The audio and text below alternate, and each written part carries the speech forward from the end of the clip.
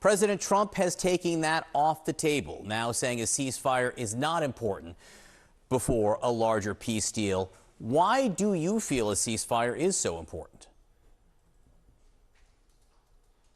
Because Putin, and I have this exactly experience in year 2014, 2015, when we discussing Minsk agreement. This is the most clear message how to stop the war. Ceasefire you can make immediately within very short period of time. Ceasefire means stop killing Ukrainian innocent civilian citizens. Ceasefire means stop losing time.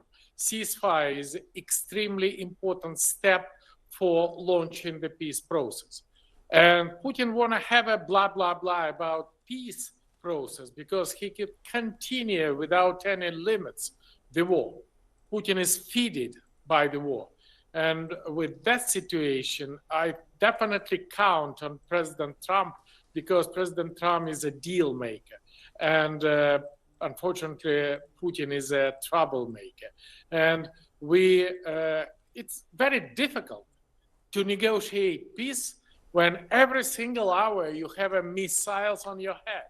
When this night we have people killed in Kharkiv, in Odessa, attack on Kiev. This is not a position for providing this ceasefire.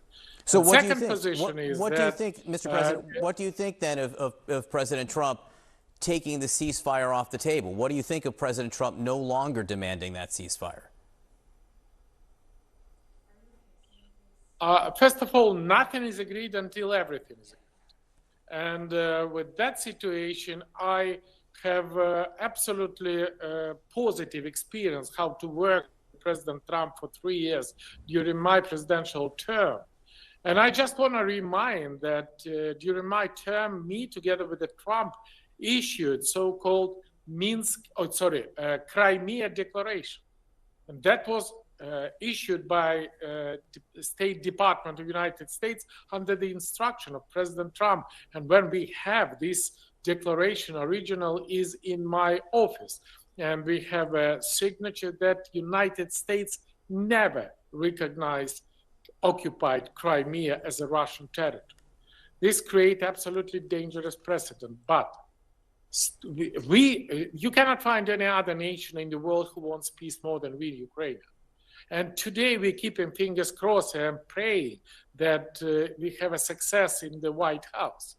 We cannot allow anymore the catastrophe on the 28th of February in the Oval Office when they tried to undermine the trust between Ukraine and United States. That's why it's so important.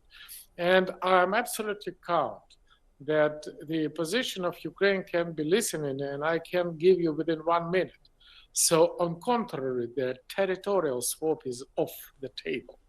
And we should protect not only Ukrainian land or Ukrainian borders, 1991 territory. We should protect Ukraine as a free and democratic country.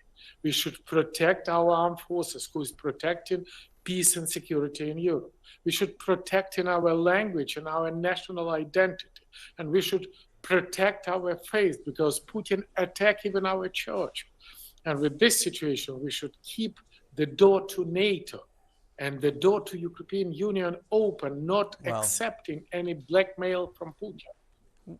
Well, you know, overnight, President Trump said that Crimea is not part of this discussion and that NATO should not be part of this discussion. So two of the things that you deem important, he just took off the table. No, I'm ready to say that Crimea and NATO is not the part of discussion today. Because today, the most important part of the discussion is a ceasefire. But we never rejected from Crimea, we never accepted the NATO. But that would be the future negotiation point.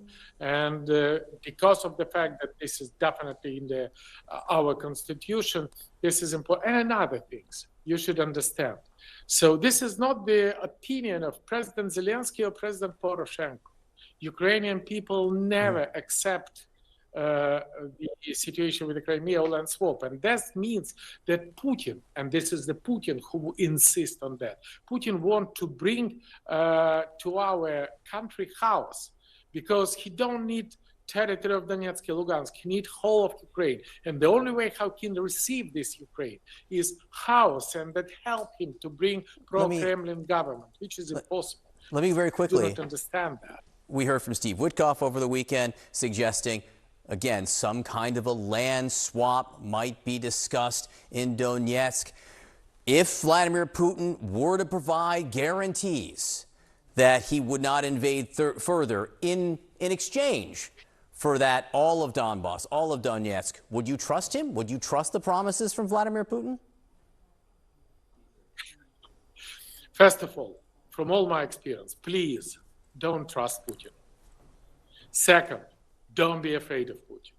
And third, I have, as a president of Ukraine, I have a security guarantee in form of Budapest Memorandum. This is not working. Any other security guarantee except of the binding, this is the unacceptable.